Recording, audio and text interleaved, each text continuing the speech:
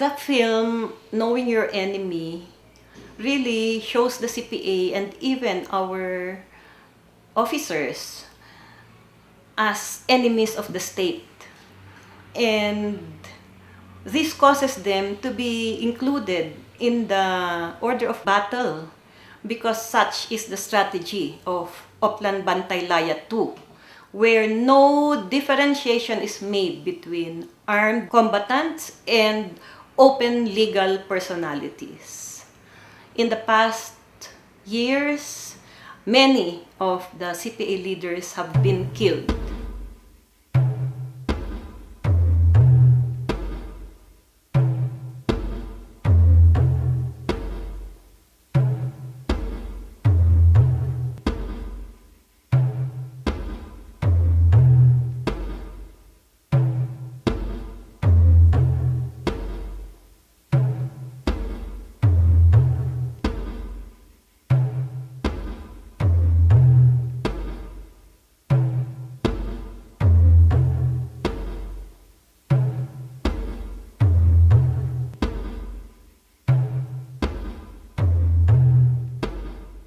By all accounts, these extrajudicial killings and enforced disappearances have been done by active agents of the state or military forces.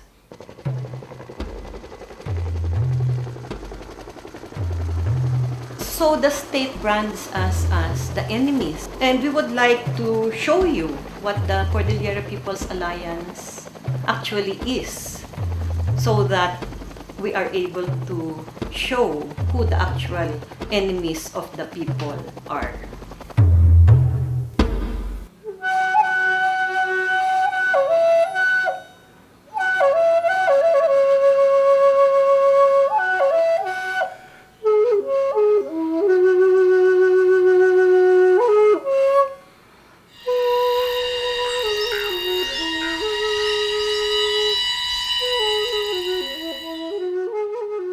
The birth of the Cordillera People's Alliance for the Defense of Ancestral Domain and Self-Determination 25 years ago traces back to the embryo planted in the hearts of a resisting people in the late 70s during the U.S.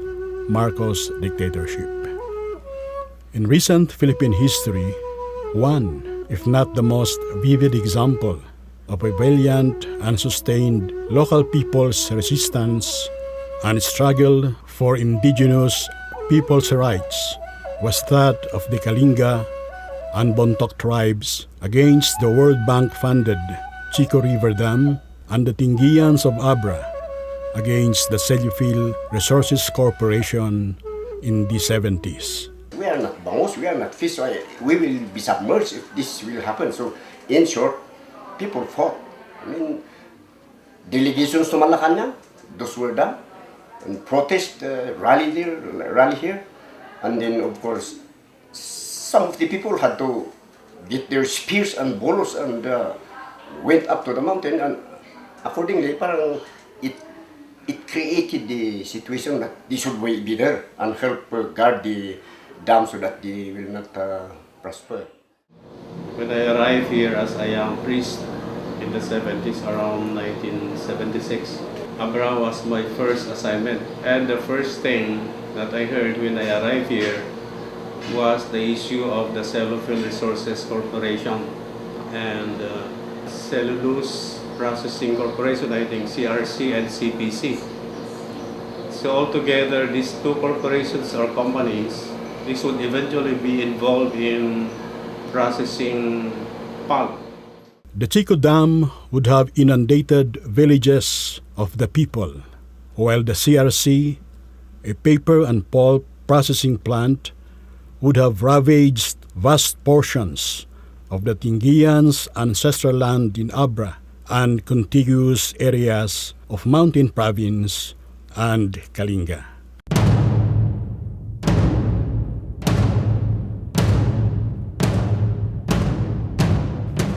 Amid state repression and outright military brutality, as in the case of the massacre of Tingians in B.O. Abra, and the hamleting of other villages. Leaders and warriors from these affected provinces came forward to register their community's desire to be left alone to chart their own course of development and defend their ancestral domain.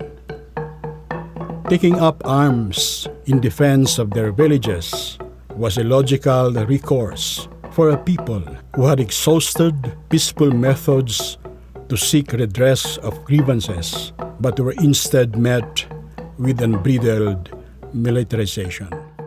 Hanmat nga dakas titak-dakter tayo. Nya nga aming titakder yun. Apay nga da kayo, Ani kayo ti Pilipil mo. Awan mo ti ani kada kami no agay ani. Nan ngamin adimilay din minas, laging dam. That's all. Siyempre, uray pa no as nan progresuan nyo ay soldado kataapan nyo mat ano ti tao. Uray no maiwad armas. Makilaban da, waday sanggap, waday tubay. Community meetings and budongs or peace pacts galvanized the people's solidarity and resolve to fight as one.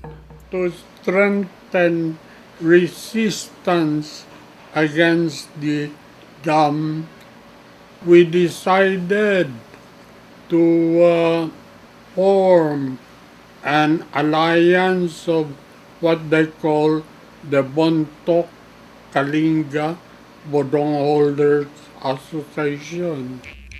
They were not alone in this fight. Thereafter, their protest and defiance gained support and admiration from communities, both local and national, and even countries near and far.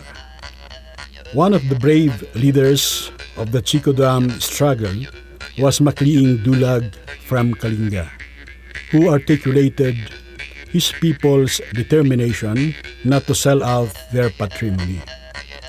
Makliing's bold leadership was blasted in cold blood by murderous soldiers of the Marcos regime in April 1980. His death was mourned by the entire Cordillera and awakened a country to the meaning of national oppression. Moreover, this did not intimidate indigenous opposition to development aggression. Makliing's death since then has been commemorated along with other martyrs who have given up their lives in the pursuit of the struggle for self-determination as Cordillera Day. One of the visible manifestation of people's solidarity was the building up of local solidarity groups in the various communities, especially the elders and peace pact holders.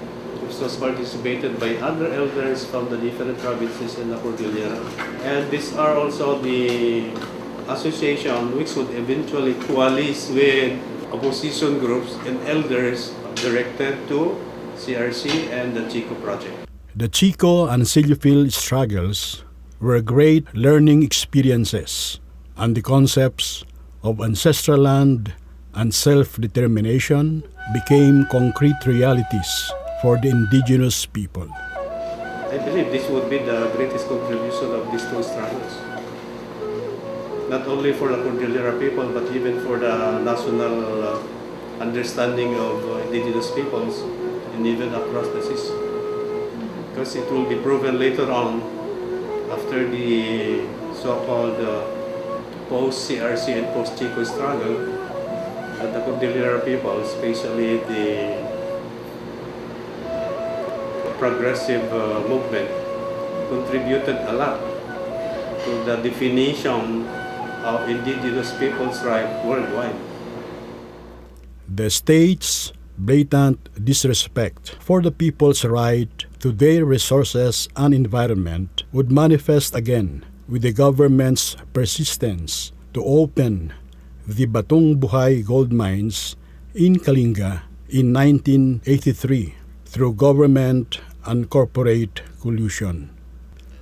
These acts of transgression on the indigenous people's life and resources was even compounded with the state's utter disregard for indigenous culture as it tried to portray this in the very commercialized and bastardized Grand Cañao Festival held for a couple of years in Baguio City.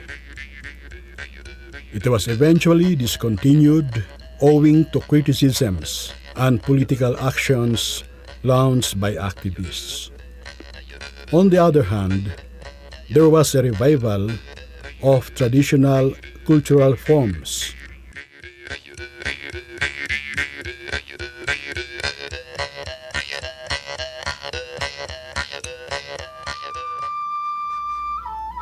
A growing number of people from all sectors, from all communities and provinces in the Cordillera were inspired by earlier struggles for the defense of ancestral domain and for self-determination. Organizations were being formed and were coordinating efforts for the recognition of their rights, tradition and culture, and against the growing threat to their land and life. In June 1984, more than 300 leaders and representatives from 27 organizations gathered in Bontoc Mountain Province to establish the Cordillera People's Alliance, or CPA. We agreed to set up the Cordillera People's Alliance for the defense of the ancestral domain and for self-determination. After only a year, CPA grew very fast. Many different organizations that we met and organized in the different provinces of the Cordillera, such that by the Second Congress in 1985, the CPA had more than doubled. Until 1986, the CPA frontlined various campaigns, such as the Campaign for Ancestral Land Rights, Anti-Militarization, Kaigorotan Unity, and Regional Autonomy as the form of self-determination. CPA's leadership guided the regional mass movement in all its education and organizing efforts to sharpen the concept of and deepen the understanding of national oppression and self-determination. The CPA was at the forefront of the anti-dictatorship struggle in the Cordillera. And when the dictator Marcos was ousted, the CPA celebrated along with the rest of the Filipino people. And we were invited to go to Malacanang to meet with the new president, President Aquino. And there is that meeting in Malacanang where we presented, I think, 6 demands, among which were the cancellation of the Chico and the Celluphil projects and the Taloy Sur project, which had grabbed the lands of the Ibaloy and Taloy, and then the recognition of the right to self-determination and ancestral land, and also the participation of the people's organizations in the choice of officers in charge. Aquino's pledge to grant these through the Constitutional Commission ended with an ominous non-CPA representation in the body that would have passed provisions on ancestral land and regional autonomy. It is ironic that it was during the Cory years that the most difficult years of the CPA happened, while the rest of the world was recognizing her as an icon of democracy. When she went into the Sipat with the Cordillera People's Liberation Army, she gave them license to lord it over the Cordillera, and they killed among the top leaders of the Cordillera People's Alliance and our organizers, Ama Daniel Ngayaan, who was then chair of the Cordillera Budong Association and vice chair of the Cordillera People's Alliance, Romy Gardo, our organizer in APRA, to name a few.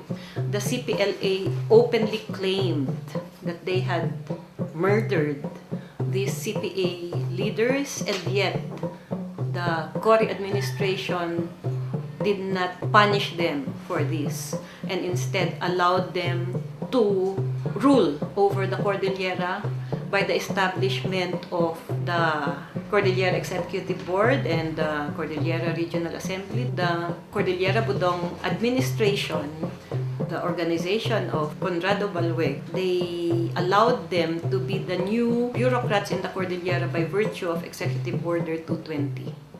Meanwhile, CPA successfully lobbied for the inclusion of the Cordillera People's Right to regional autonomy in the Philippine Constitution of 1987. However, the Organic Act approved by the elite-dominated Congress, the enabling law that would have created the Cordillera Autonomous Region, did not embody the substance of self-governance and indigenous peoples' control over their resources. Thus, CPA called for its rejection, which was supported by the people during the referendum held on this law. From 1988 to 1993, the CPA had to grapple with organizational problems resulting from Balweg's split and his eventual distortion, misrepresentation, and misappropriation of historical facts and events. His analysis of the Cordillera as a separate nation governed by the Budong system and his proposal for secession and federalism as the forms of self-determination failed to model CPA's correct analysis of Cordillera society.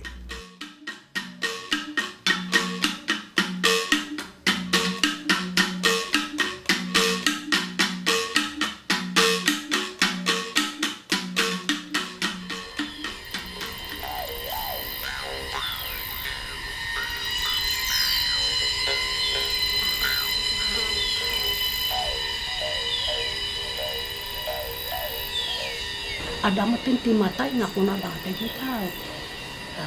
Oposisyon dagita, ani ti daga dagita, sobre kan ti ani ti Pilipinas no antayo nga patayon dagita. It was during these years that extrajudicial killings, the first round of extrajudicial killings against legitimate people's organizations happened. And it is sad to note that it happened during the Cory regime.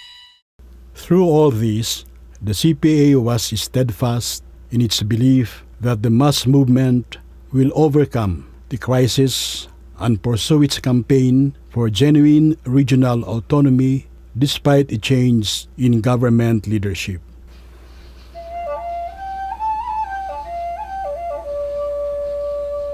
With renewed vigor and unity after organizational revival, the CPA led a campaign for the people's rejection of both plebiscites in 1990 and 1997 for a bogus regional autonomy.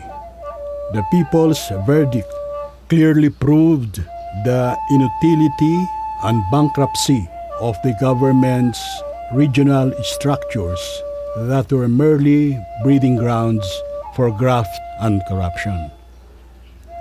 In 2000, Congress abolished the CEB-CRA SIBAD due to lack of funds, not to mention the irrelevance these structures had rendered themselves.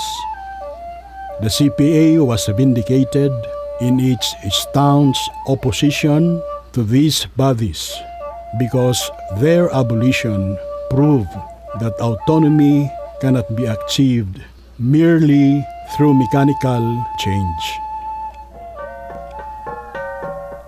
Meanwhile, in Benguet, restive Ibaloys had been waging resistance for almost a decade, starting in 1988 against giant mining firms Benguet Corporation and Felix for their expansive and intensive underground mining operations.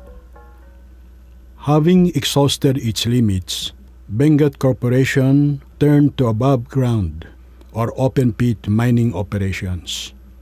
This method was an outright devastation of the environment, not to mention the dispossession of the Ibaloy's land.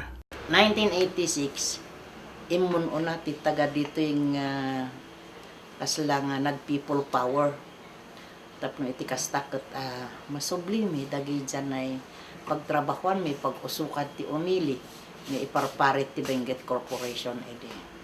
Sajay tinangrugyan no apay nga na-organize ti Dalisay Kamuti Miners Association. So, kadagi dyan nga panahon, madaman di dyan na umununa nga open pit dito na adansan nga nang lukat da iti umuna nga open pit iti ukab. Agmi am ta impasing ira nuntan ira di mau alingay siya kwan siya sun si kami nuntan kwan siya siya developan bangat iman mana banda siya developan iman mantuan ira ni iskuidaan. Siyempre si pangoy aliban makapian ni man. Kat say tutuod siya, piyan siya hota, ma-develop dyan talagay dugad dyan. Maptang nam akiktot kami, idinaw tanaksyon dyan sa man, ay siya pa'y usto dyan consultation ira ni totoo. Alibon mo't gayam dyan building, ituwan siya, no, di kat di, binuldoser siya ima-syuntong dyan sa man. Ella, ella, ella, ella, alay, ella, ella, ella, ella, ella, ella, ella, ella. Ella, ella, ella, lay diway, insinali kumaay.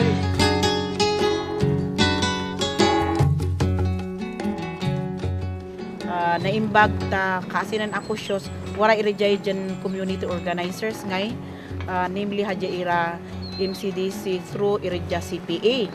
Iso nga sa impasing siya numan sun si kami apang do inorganize siya iray totoo wala iray organization dyan inorganize siya ni women's ni aanak putan ira ng kadakay tandihul dyan community organization. So sa impasing siya numan sun si kami man sa kami may kalabos tag mayor amta sa kwan may katalagan daban dyan sa man ipasing me namidi man kwan siya naman ni panhinay-hinay kayo masapul dyan asyalan jo iusto dyan madagka. Namsaypan mayatan tunod tanun ta during ni barikada mi dyan sa man. Tapon daw malaari bulldozeran siya. Siya kal iray-iray military dyan di mau. Indugan siya iray totoo. Iso nga nun tan sitan kwang ko. At tiyo undaw ka ti dyan amin. Jutsuta sa kaya angkal mi dyan aman pat si umato nun tan niya. Nun tan unanto na siya kal iray to dyan abulag dyan sa man. Kain mayangat yang kayang tuyo taktot in stop to so ta bulldozer. Utan ngo ira anak tanutan ira ng kabakol na ugip kami no takat-an ini bulldozer wara pa yung tabang kay anak kay babadig iikasto kung kuno man ni pangaran mo itan ni barikada. In 1996, Benguet Corporation halted its open pit mining operations, but with serious and irreparable damage to the people's land and livelihood. Years later, the same corporation would venture into bulk water project through the privatization and monopolization of Itogon's water resources, with the open pit as a water reservoir. Resounding protest led by the CPA in close alliance with local government officials and the Tongtongan Tiomili-led pro-consumer movement stalled the implementation. While the CPA had recovered its bearings, Fidel Ramos's Philippine 2000 Medium-Term Philippine Development Plan reared its ugly head in the Cordillera through the implementation of the San Roque Multipurpose Dam Project.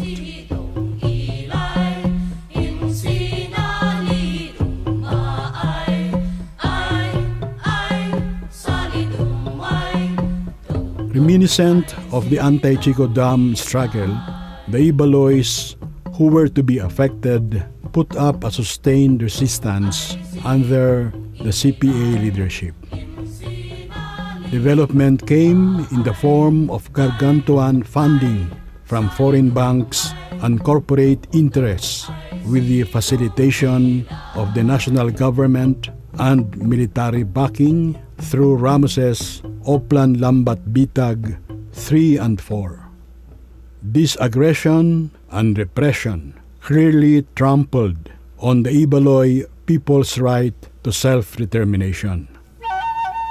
The dam project pushed through, inundating thousands of hectares of productive rice fields, displacing gold panners along the Agno River.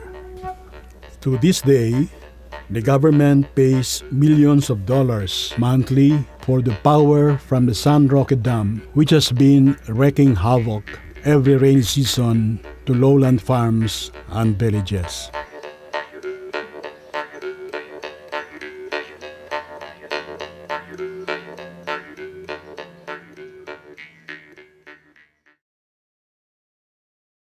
The Estrada administration fared no better than the previous one. It sought to carry on development that spelled disaster for the Cordillera people. The CPA and all its allied organizations were at the forefront of the campaign to oust Estrada, who tried to bleed the country dry with his plunder of the national coffers and corruption in all levels of his administration. I recognize that making any such call was a lapse in judgment. I am sorry. Gloria Macapagal Arroyo's almost 2 presidential terms during the past decade plunged the nation in a quagmire of poverty and a corrupted bureaucracy. Her regime left a trail of blood where a culture of impunity allowed the commission of extrajudicial killings, enforced disappearances, and gross human rights violations by her minions amid resistance and dissent. In the Cordillera, her regime pronounced deeper and more aggressive intervention in the ancestral domain of the indigenous people. The Lepanto Consolidated Mining Corporation is one seemingly unsinkable mining giant that has existed for more than half a century in Mangkayan, Benguet. The Arroyo government remains indifferent to the people's opposition to Lepanto's unabated expansion projects and the extent of destruction it has caused both to land and water resources.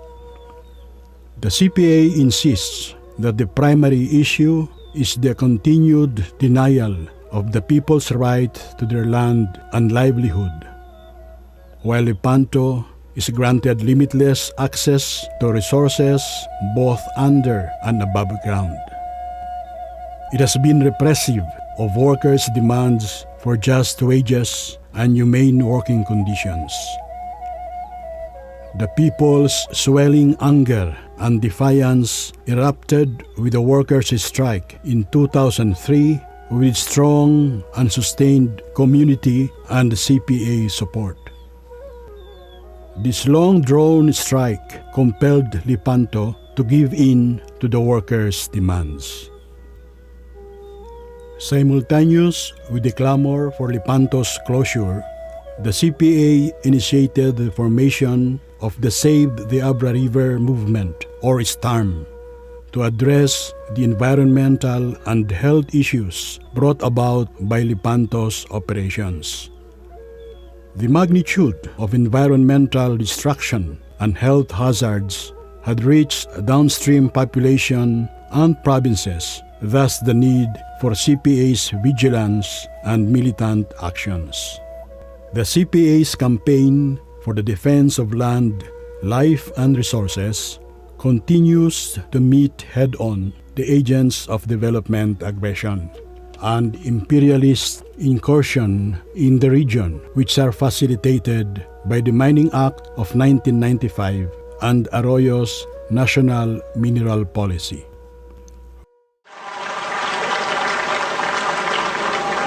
To our friends and neighbors around the world, we are ready to take our place as a reliable member of the community of nations. A nation serious about its commitments and which harmonizes its national interests with its international responsibilities. We will be a predictable and consistent place for investment. A nation where everyone will say it all works. With Benigno Aquino's assumption to power, the multinationals are poised to strike deep into the region as they have gotten the present administration's nod to further their exploitation of the region's mineral resources. Countering this onslaught of development aggression while suffering government neglect, the communities in the Cordillera have been benefiting from the CPA's network of program implementation of socio-economic and sustainable projects to alleviate their economically backward condition. Ti connection ti MRDC kan ti CPA kat agtin tinulong dagito inukas ano nga ipaduras it kabibiyag iti umili. Ti MRDC may isang NGO nga implementar iti socio-economic projects nga no sa dino ket organisahan ti CPA dagito idang people's organization nga no sa dino ket isu ti mang implementaran met ti MRDC iti programa da. Kang runaan nga tultulungan ti MRDC ket dagito ida adda iti nasusulinak nga area ngano sa dino ket awan unay ti mapmapan nga serbisyo magapo iti gobyerno. Tragito dati nang runa nga mga kasapulan iti dadumapay nga serbisyo ited ti MRDC. Kang runaan nga kasapulan ti umili iti Cordillera nga nasabsabat ti MRDC ket mainag iti irrigation nga mang padanom iti taltalon da. May kadwa pa ket ito'y makunkuna nga microhydro uno danom nga mang patara iti kiskisan. Dapat dagiti dadu makas iti footbridge depende iti pangkasapulan ti umili nga itid mutlang iti MRDC. CPA, through its Serve the People Brigade, promptly mobilizes its members and taps community volunteerism and support to deliver relief and rehabilitation assistance during times of calamities to areas least accessed by government. Since its formation, CPA has committed itself to establishing friendly and principled relations with overseas indigenous peoples organizations, advocate groups, and progressive individuals and institutions on issues related to the environment, on indigenous rights, anti-globalization efforts, and many more. Likewise, it actively participates in the annual sessions of the United Nations Permanent Forum on Indigenous Issues since the forum was established in 2001. Clearly, all past and present regimes perpetuate national oppression of the indigenous people of the Cordilleras. Kayo ang boss ko. Kaya't hindi maaaring hindi ako makinig sa mga utos ninyo. They are consistent in as far as regarding the ancestral domain as resource base and wells of profit, thus the non-recognition of ancestral land rights.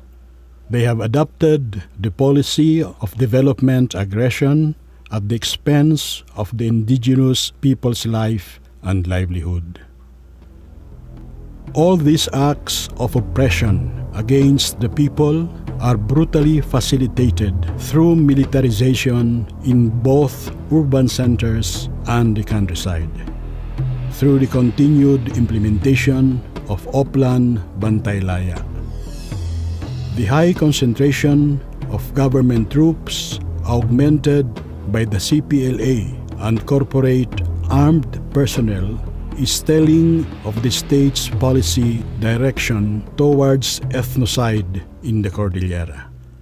The CPA, however, is undaunted. The CPA knows its history well.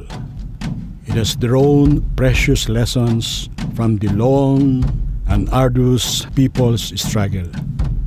The enemy has evoked from the people the will to resort to legal, meta-legal, and even extra-legal means to deliver the point of contention. And as it raises high its banner, the CPA forges solidarity with all oppressed sectors in the country and overseas as well. The indigenous people and other oppressed sectors in the Cordillera find their voices through the movement for change, and the state brands them as the enemy. How can the people be their own enemies?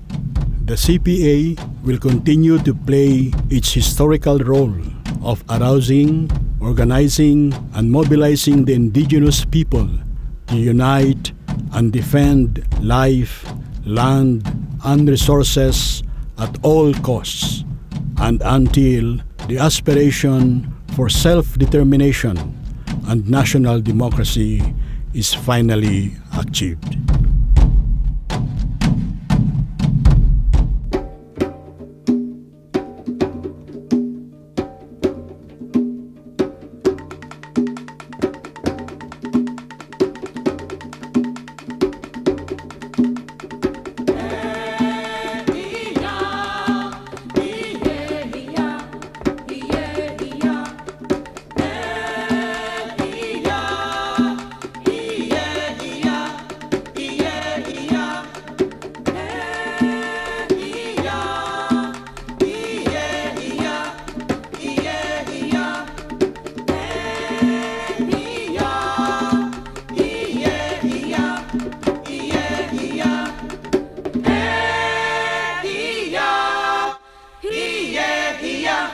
Yeah.